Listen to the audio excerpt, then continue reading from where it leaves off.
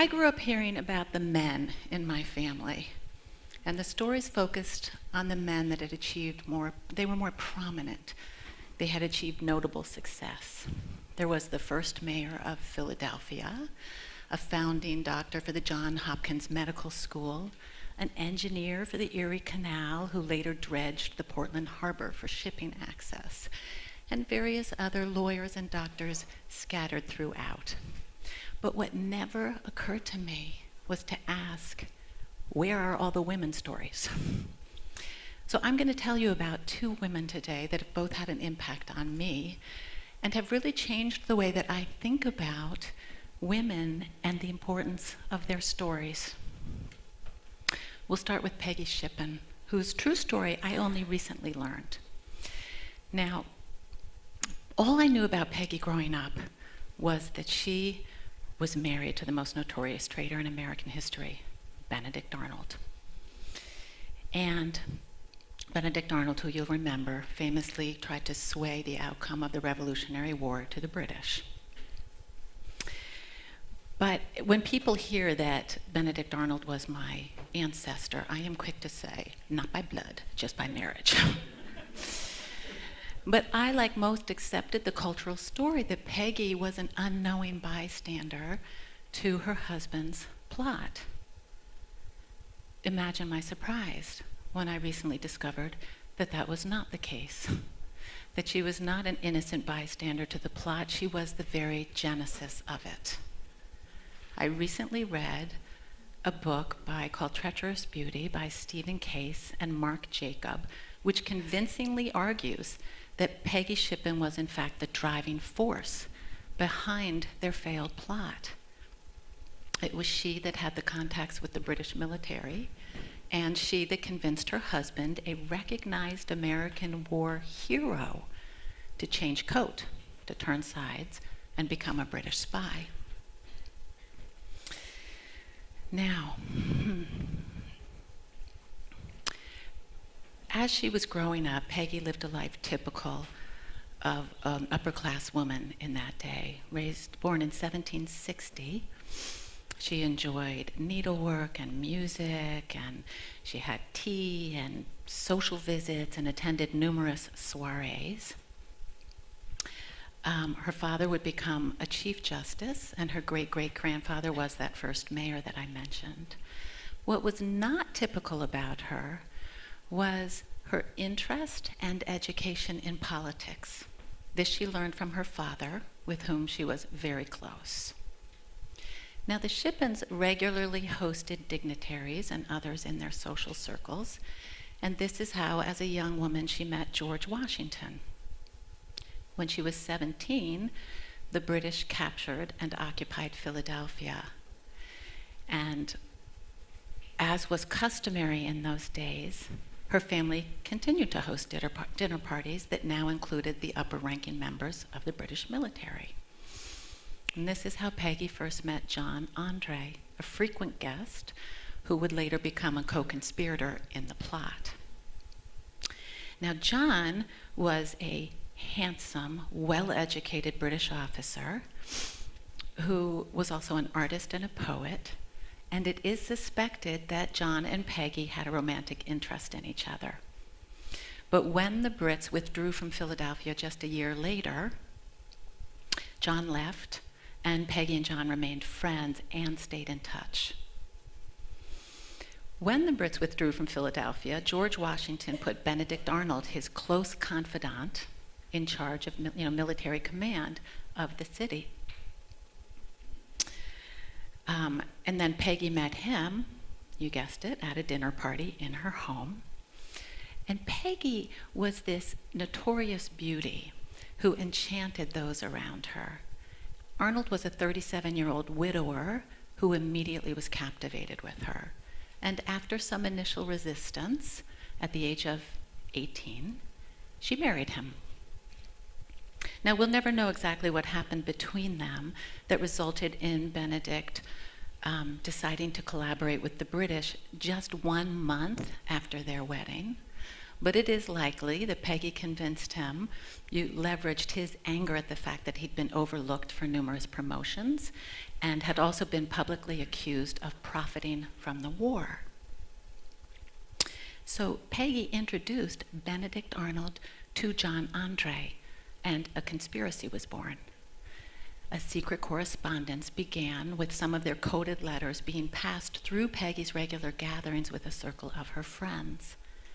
And this is how Andre let the Arnolds know that the Brits wanted to capture West Point, a critical American stronghold located on the Hudson River that, if captured, had the potential to end the war in the Brits' favor. So Benedict Arnold convinced George Washington to put him in charge of it. And he then smuggled the plans of West Point to John Andre. And this is where it all falls apart.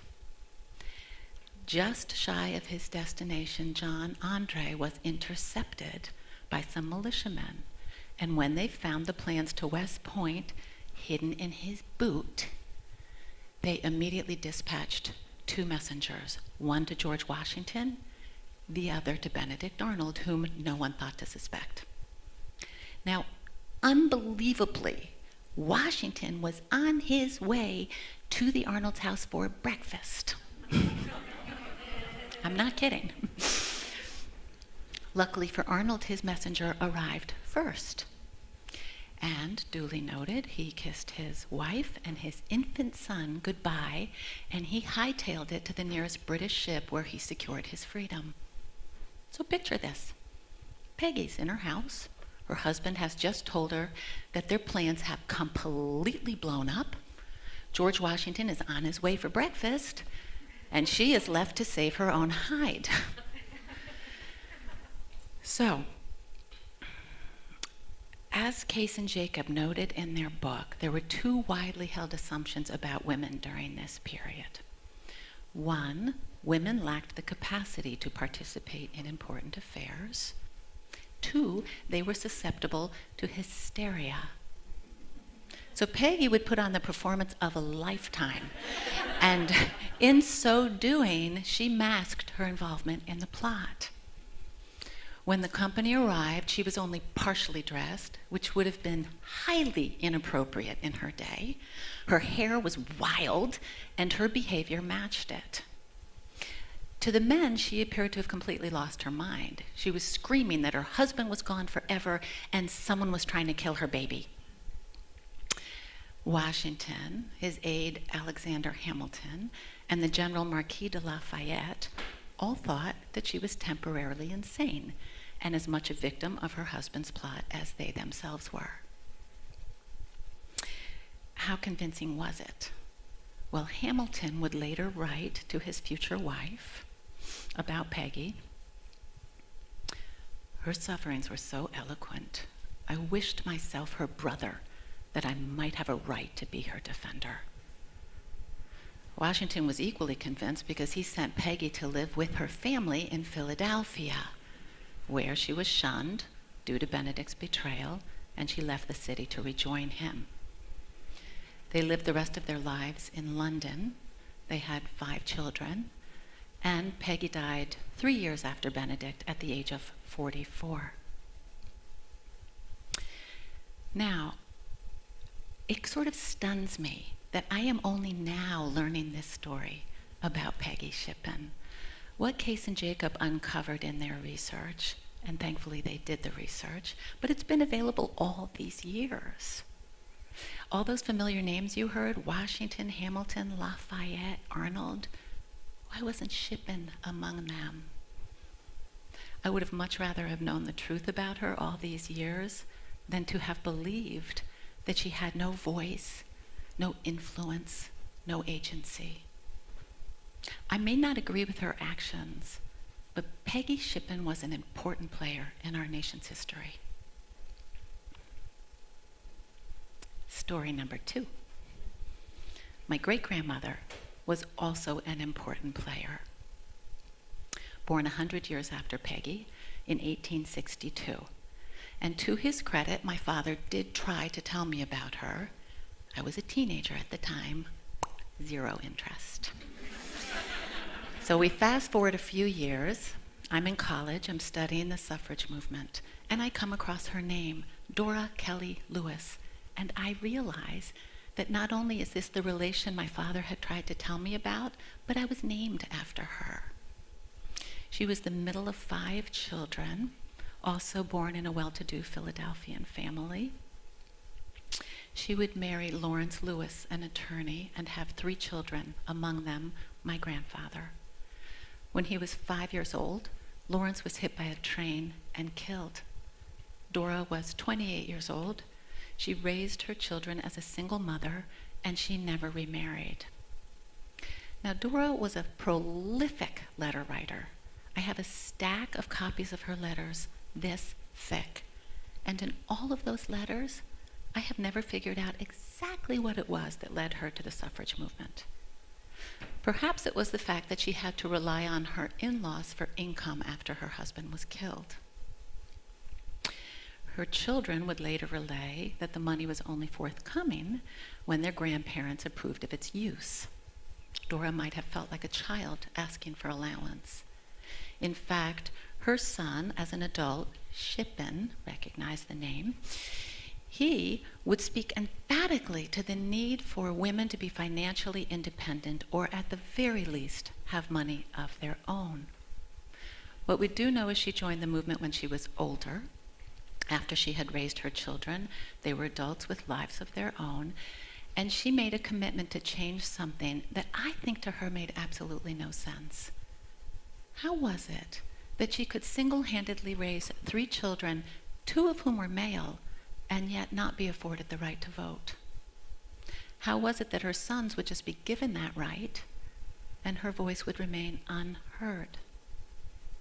In 1916, when she was 54 years old, she joined the more militant arm of the suffrage movement. The Women's Party was characterized by public demonstrations of civil disobedience to draw attention to their cause. They would march with these provocative signs, burn copies of speeches by President Woodrow Wilson, and even chain themselves to the White House fence. Dora would also travel widely, leveraging her status as an upper-class older white woman to speak with people in power and try to sway them to the cause. She would be arrested numerous times. In fact, on July 4th of 1917, she wrote this to her mother. Dearest Mother, it was lovely to receive your letter on my return from Atlantic City. Thanks much. I had a nice visit with Dr. Shaw, who was lovely as always. We are going out presently, carrying our banners. Policemen, policewomen, and plainclothes men on the sidewalks, thick as blackberries. There is no law against what we are doing. Remember that. Love to Father and Madge. I expect to enjoy that jelly in jail. Your loving D. Indeed, she was arrested that day, and then again that November. The charge? Obstructing traffic. Now, conditions in the jail were notoriously bad. It was dark, damp, rat-infested, and the prisoners' food riddled with bugs. On the night of November 15th, 1917, the jailed suffragists would suffer violence at the hands of their guards, who were instructed by the warden to teach the women a lesson. According to affidavits, they were grabbed, dragged, beaten, choked, and kicked. One compatriot, Lucy Burns, would have her wrists handcuffed and attached to the top of her cell door, where she was left to hang all night. Dora was thrown into her cell with such force that she hit her head on the steel bed rail and lost consciousness. Her cellmate, Alice Kosu, thought that Dora was dead, and she, Alice, suffered a heart attack. As a result of their treatment, the suffragists initiated a hunger strike. Dora participated for 5 days before she was restrained and force-fed. About that experience, she wrote, I was seized and laid on my back and held down by 5 people. A tube was then forced through her lips and down her throat. I gasping and suffocating with the agony of it. I didn't know where to breathe from, and everything turned black when the fluid started pouring in. Just as these suffragists had intended, news of their treatment and the conditions in the jail became known, and the public and the press began demanding their release. In fact, the treatment of these women and the sympathy for them created a groundswell of support for the cause of women's suffrage. Now, it's hard to know sometimes how somebody has influenced you, but this is what I think I've learned from Dora. Honor your convictions. Don't stop at no. If you face a roadblock, work to find a way around it. Leverage your privilege in service to others. Persevere. If you know in your bones it's right, keep going. And lastly, you are likely stronger than you know. Women would win the right to vote in 1920, and I am so glad Dora Lewis was alive to celebrate that victory. She would vote for another 8 years before she died, and her picture hangs on my bedroom wall. Now, it seems to me Peggy Shippen, and most certainly Dora Lewis, had more impact on this country than did any of my male ancestors. Why weren't these stories told? My family's history can illustrate in a fairly vivid fashion the importance of women's stories. But I wonder about all the stories that remain buried or in the shadows. I wonder about all the opportunities for learning that we have all missed. Can you imagine living in a world where men's and women's experiences are equally valued? We can build that culture now by telling women's stories, those that are current and those that are past. What stories live among the women that you know and the women that came before them? What were their struggles and daily acts of courage? How did they change history, your life? By telling these stories now and our own stories now, we will change the culture. And perhaps a century from now, someone will be sharing your story, and they'll be talking about a time in the distant past when women's stories remained in the shadows.